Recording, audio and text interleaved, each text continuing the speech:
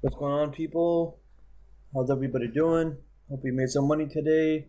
The market wasn't the best today. It was nothing compared to what we had yesterday, but it was doable. I mean, there were some very nice trades where you could make an easy, 5 to 6, maybe 7%, and things were going well. I mean, overall it was a pretty good day.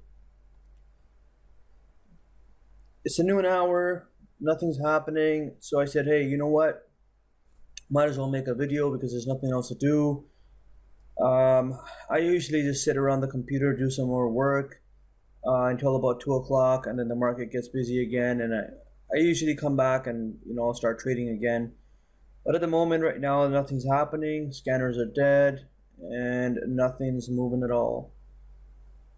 So I just thought, you know what? Let me speak my mind, say a few things, and kill some time. And that's pretty much that. At the moment, I'm looking at EYES. I'm looking to see if this thing actually wants to make a move higher up. We'll find out in the near future. It's holding up pretty well, if you ask me. I mean, you go to the 5-minute chart, it's holding up quite nice, and either it's going to break out or break down very soon. And that's pretty much that.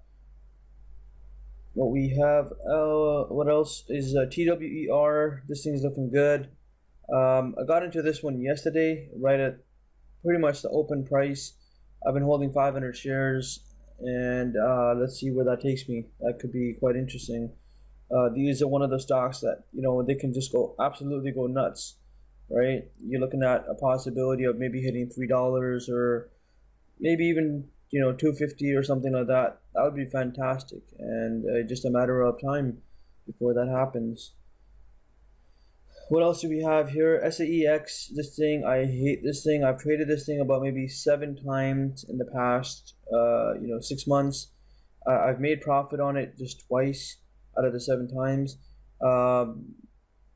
It wasn't the best profit. I mean, it helped me recover some losses. I haven't taken a greater loss than 5% on a day trade in a pretty long time, and doesn't concern me too much.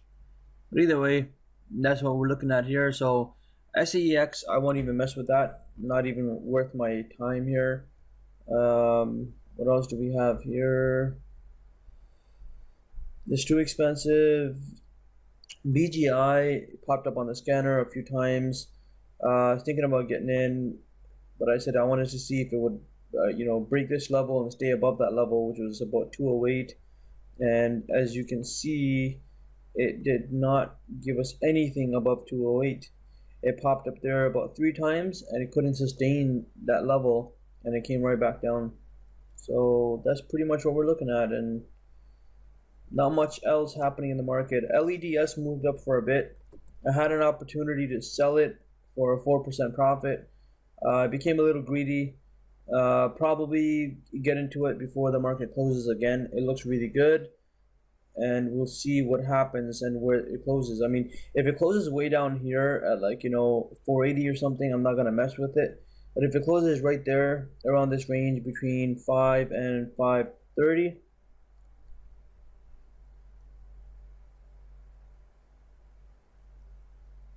I will definitely give it a shot. What else? Oh yes, ORIG.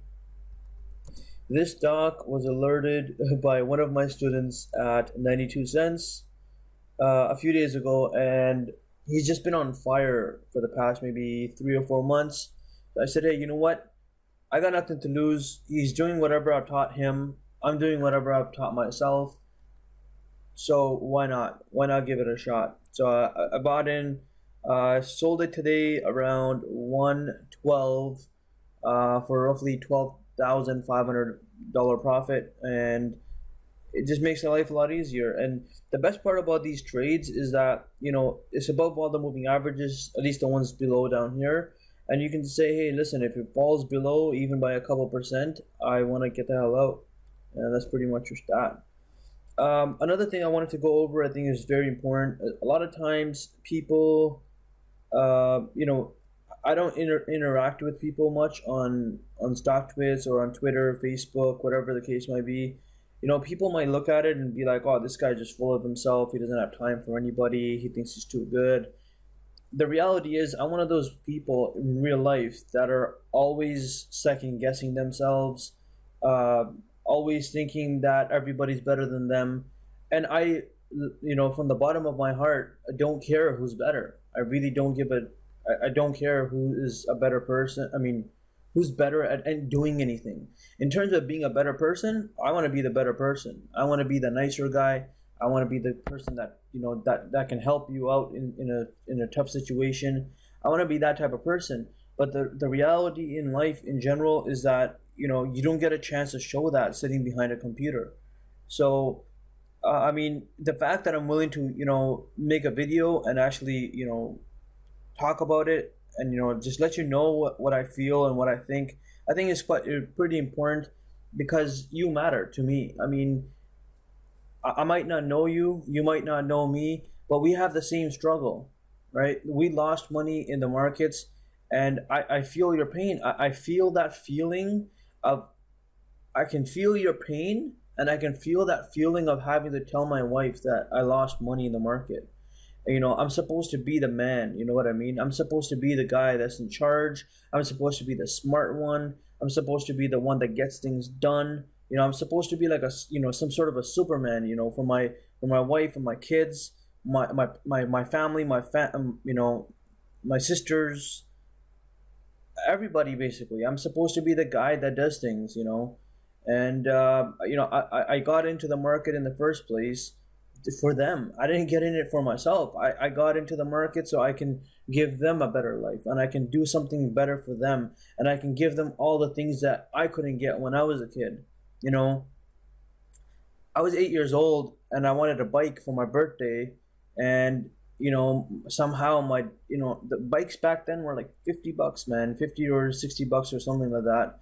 And I wanted a bike, and I'm the only guy. I have three sisters, and I remember the nonsense that I had to deal with to get that bike. I mean, I got it, and I had to return it within a couple of days because my dad was stressed out that he couldn't afford it.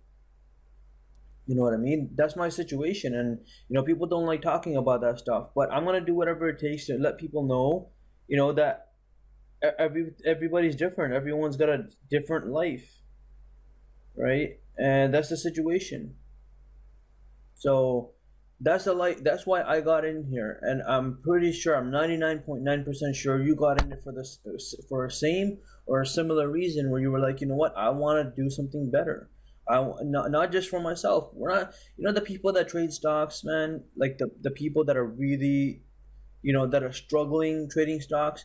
They're all the people that are not selfish, because it's built in us to say, hey, listen, I don't want to be the guy that takes everything. I want to give you a little bit too. It's psychological. It's stuck in our heads, and there's a way to get out of that and still be the person that you want to be. All the people that are selfish and all about themselves, those are the people that make the real money in the markets. Oh, they don't give a damn about anybody. And this is a level of, psychological intellect that you have to reach in order to be a successful trader. From being a good person and a successful trader is hard. And not being full of yourself and being a successful trader is extremely hard. Not for me, for most people. I've been humbled by the markets.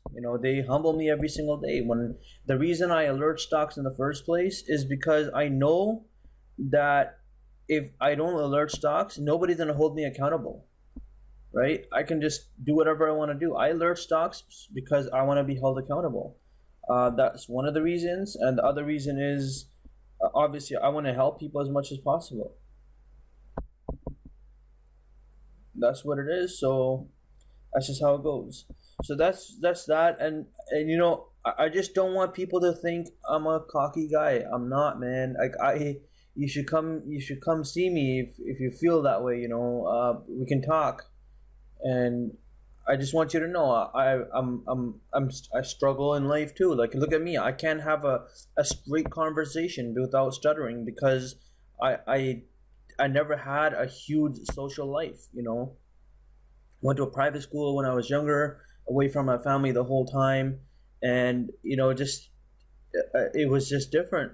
It wasn't the normal life that a child lives. Just because of that private school that I went to, it was a boarding school, and I was away from my family. They did it for my better. It worked out for me, but if I could go back in time, I would never send my kid away to a boarding school. I don't care how important education is. I don't care about anything, because education is something that can be taught anywhere. But time spent with your kid, and I was there all week, and then I would come home, for 18 hours a week. I would come home at around noon on Saturday, and then I had to go back by 6 p.m. on Sunday. So that's the situation, and that's how things work, and that's my life. And because of these things, I still have issues speaking. I have issues going to like weddings. I have my own struggles, and for a person that has these struggles, you should put two and two together and realize that what, just because this guy doesn't interact on stock twits a lot, that doesn't mean he's full of himself, because a lot of other people do, and I wish I was that type of person who had those skills to go out and just talk and mingle with people. I just don't know how to do that. Like, I don't see the importance in it. I wish I was taught the importance, because now I see the difference. So I really wanted to connect with you guys, and I wanted to let you guys know who I really am and give you an idea of what my life was like. I wasn't born in Canada. We came here. I was 7 years old when I came to Canada. I'm 33 now, and it's been it was a long journey, and it wasn't something that you just, like, some people that come here when they're like 2 years old.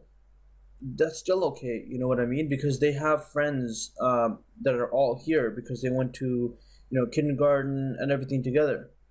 And then there are people that come here when they're like 15 years old, where they're still in touch with their friends back home, and they feel like they have some sort of a connection. I came here when I was 7 years old. I came right in the middle, where I didn't have that or this. And these things, they catch up to you. By no means do I complain about life. I love my life. I have the best life of anyone that I know, and I appreciate it very much, and I would never trade it for anything else. I wouldn't trade it for all the money in the world, because money can only take me so far. Money cannot bring me happiness, and that's the most important thing for me. I want happiness. I don't want money, and money is a part of happiness. It's not happiness altogether. So sorry for causing your ears to bleed a little bit, but I really think that I understand your struggle greater than anybody else, and try out our chat room on Mondays, right? We'll give you we're gonna have a link on our website. Try out our chat room and speak to the mentoring students there. Speak to them and talk to them, and get a feel of how they're being treated. There's no oh, you're so dumb, you can't understand what's going on. None of that garbage. It's all sir. You guys are sirs, and that's how you're spoken to, and that's how you're taken care of. And there are some people where they never took a single mentoring class. They just saw the videos, and that was enough for them. And that's Luca on StockTwits. He not a single one-on-one lesson. He just knew what to do after watching the videos, and he was gone, right? Never looked back. And then there are some people where you have to, explain everything, 5, 6, 7, 8 times. And the reality is, the more I explain to them, the better I understand it as well. So even if it means answering what 2 plus 2 is 100 times, I will learn what 2 plus 2 is better 100 more times, 100 better times than I knew before. And that's how I look at it. And the reality is, what? I'm fortunate that some people chose me. Some people, they wanted to go with different programs. I have a lot of students right now. Most of my students right now have tried the other programs and weren't happy with those programs, because they said there was no explanations of what was going on. It was just basically, this is it, understand it, and if you don't understand it, you're too dumb, and you're not gonna make it. So just quit. And luckily, these people didn't quit. You know, they came, they found us. We were half the price, less than half the price. So they said, you know what? If I can spend 6, 7 thousand, I can spend another 2,000, 3,000, and it'll work out for me. And if you're in any of those situations, if anything similar like that, give us a shot. We're real, man. We're just like you, and we have the same struggles. And by no means am I the best trader in the world, but I know what I'm doing. I there are certain things that are not in my control. I can be the best pilot in the world, but I mean, if I'm going through some seriously harsh weather, I cannot control the turbulence. But I can lower it and I can maintain it to a certain extent. But that's the best you can do in this sort of a situation. So again, thanks for sticking around. Thanks for listening in. That's pretty much what we're looking at, and these are the stocks. I mean, nothing amazing. We got into DPRX today as well. It was alerted at, if you give me 1 second here. So we try to make money on the other side as well. 195 was the buy price. I think it was pre-market. It was alerted by one of the admins in the room. So you can't really see a clear picture of the stock because of the way it dropped.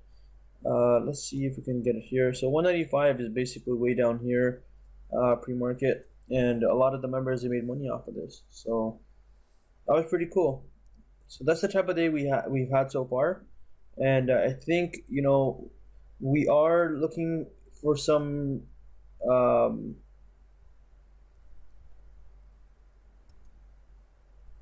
problems. I mean, I have a scary feeling here. Like, I feel like the markets are gonna crash in the next few months, because I mean the next level for these markets are like below 1800, way below 1800. I mean, I'm seeing like the 1300 level, and I wouldn't be surprised if we actually go all the way down to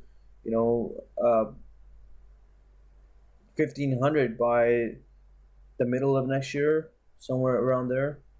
So I'm not afraid, because we day trade, we make money on both ends, and we're good. But mostly for the long-term traders, it could be a disaster. So just be careful with that as well. Wow, DPRX just took off. It's at 320 now. So again, thanks a lot for this. And these are the stocks that we've been watching.